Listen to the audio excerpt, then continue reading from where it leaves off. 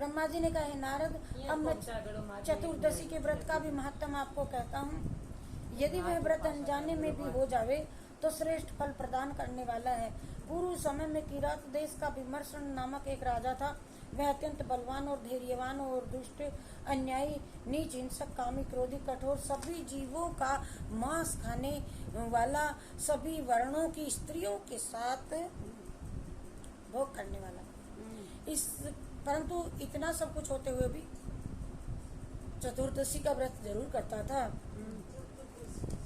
चौदस का, आज का, और शिव जी का विशेष रूप से पूजन भी करता था तथा बड़ा उत्सव मना करके व्रत किया करता था। उस दिन वह शिव जी के सम्मुख नाच गान नृत्य गायन करके सब लोगों को दान देता और सभी प्रकार के पाप कर्मों को त्याग देता था एक दिन के लिए, शिवरात्रि के दिन। हे नारद, विमर्शन की रानी का नाम था कुमुदवती। वह परम सुशीला पतिव्रता, कला कुशल थी हर काम में। और एक दिन उसने अपने पति को अधर्मों में लिप्त देख करके कहा, हे स्वामी, आप प्रतिदिन मांस भक्षण करते हो तथा सभी प्रकार की स्त्रियों के साथ भोग विलास में संलग्न रहते हो। आपने बहुत से जीवों का वध किया तथा प्रत्येक प्रकार का पाप कर्म आपको प्रिय है, परंतु इतने पर भी आप शिव जी का पूजन किया करते हैं। ये सोच करके, ये देख करके मुझे बड़ा आश्चर्य होता है। अस्तु मैं आपसे ये जानना चाहती हूँ कि आपने शिव जी के प्रति इतनी प्रीति, इतना उपदेश तुम्हें कहाँ से प्राप्त हुआ। हे नारद, रानी के ऐसे वचन सुनकर के विमर्शन ने हंसते हुए कहा, ए रानी, पूर्व जन्म में मैं तो कुत्ता था, मैं एक कुत्ता था तथा प्रतिदिन पंपासुर नामक नगर में भ्रमण किया करता था सदैव। मेरा संपूर्ण जीवन भूख प्यास से व्याकुल हो इधर उधर भ्रमण करते हुए व्यतीत हुआ। संयोग वश एक दिन मैं शिव मंदिर के सम्मुख जा खड़ा हुआ और वहाँ उस समय मंदिर में शिव जी के अनेक भक्त पूजा कर रहे थे। मुझे वहाँ खड़े देख कर के शिव भक्तों ने मुझे मार मार के भगा दिया। मैं तो कुछ देर खड़ा हुआ, वे परे जाऊं, मैं फिर हट जाऊं, फिर पीछे देखता रहा शिव पूजा। परंतु शिवलिंग पे जो चढ़ी सामग्री थी उसको जाके मेरी खाने की इच्छा बनी और उसी स्थान पर मैं जा भी पहुंचा। मैं उस शिवालय के चारों ओर बार चक्कर काटता, यही तलाश में रहता। भोजन के लोभ से शिव जी का पूजन देखता रहता था। तब मुझे मंदिर के पास से हटते ना देख करके सब मनुष्य क्रुद्ध हो जाते थे। मेरे ऊपर बाण का प्रहार करते, उस बाण के लगते ही मैं निर्जीव हो जाता था। मेरा पाप हट जाता था, पृथ्वी पर भी गिर पड़ा मैं। इस प्रकार शिव पूजन होते हुए देख मेरी मृत्यु हो गई। हे प्रिय, इस प्रकार मैंने पूर्व जन्म में चतुर्दशी का पूजन किया था और मैंने मंदिर में दीपों की माला लगाई थी। उस पुण्य के कारण मैं भूत भविष्य वर्तमान तीनों कालों की संपूर्ण हाल जानता हूँ।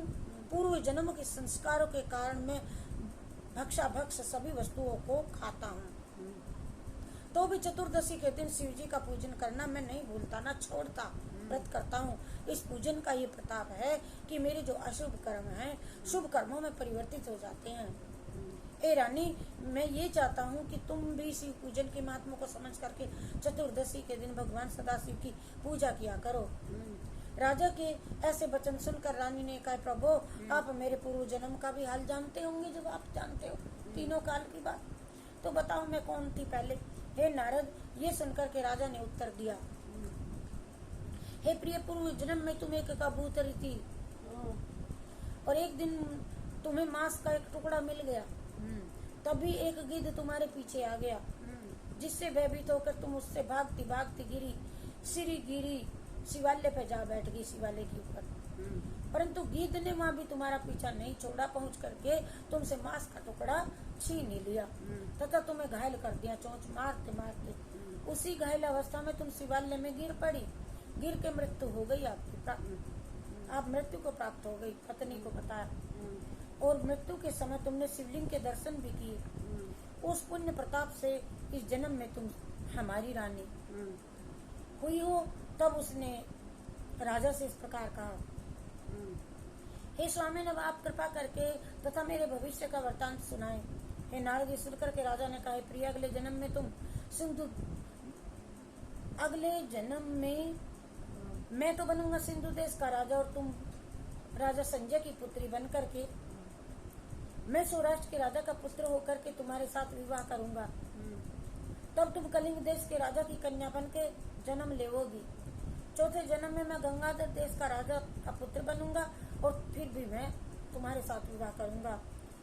तब तुम मगध देश के राजा के यहाँ पुत्री का जन्म पाओगी। पांचवें जन्म में मैं उज्जैन का राजा का पुत्र बनूंगा और तुम राजा दशरथ की पुत्री बन करके मेरे साथ ब्याही जाओगी। और छठे जन्म में मैं अनर्थ देश का राजा का पुत्र बनूंगा और तुम्हारा ययाति के कुल में उत्पन्न होकर के तुम मेरी पत्नी होगी। तदुपरांत सातवें जन्म में पांचाल देश का राजा पद्मपर्ण के रूप में मेरा जन्म होगा और तुम विदर्भ देश के राजा की वसुमती नाम से पुत्री जन्म ग्रहण करोगी। और तुम्हारे पिता स्वयंवर में तुम्हारी रचना करेंगे और रचना करके राजाओं को जीत ले जाऊंगा मैं, और तुम्हारे साथ मैं विवाह करूंगा। और उस जन्म में, उस समय में हम दोनों भगवान सदाशिव की पूजा में दोनों संलग्न रहेंगे। अंत में हम दोनों अपने पुत्र को राज देकर वन में चल देंगे और वहाँ अगस्त मुनि ने ज्ञान प्राप्त करके हम शिक्षा लेकर के शिवलोक को प्राप्त होंगे। तब हमारी गणना शिव जी के गणों में होगी। और इस प्रकार चतुर्दशी के व्रत का प्रभाव आज हम तुम्हें 7 जन्मों के आगे पीछे की घटना और राजा रानी के होते रहने की बातें बताई। मैं राजा और तू रानी रहेगी। हे नारद, इस प्रकार की बहुत सी बातें कहकर के वह राजा विमर्शन ने अपनी पत्नी को संतुष्टि किया तथा अपना शेष जीवन शिव पूजन तथा चतुर्दशी व्रत धारण करने में बिता दिया। 7वें जन्म में इसी व्रत के प्रभाव से उनकी मुक्ति हुई और चतुर्दशी व्रत की ऐसी महान महिमा है। राजा विमर्शन का ये वृत्तांत भी आनंद मंगलों को देने वाला है। जो लोग इसे पढ़ते हैं, सुनते हैं, सुनाते हैं, उन सभी की मनोकामनाएं पूर्ण होती है। बोलो जय जय भोले भंडारी, जय जय भोले भंडारी, जय जय भोले भंडारी, जय जय भोले भंडारी, जय जय भोले भंडारी, जय जय भोले भंडारी।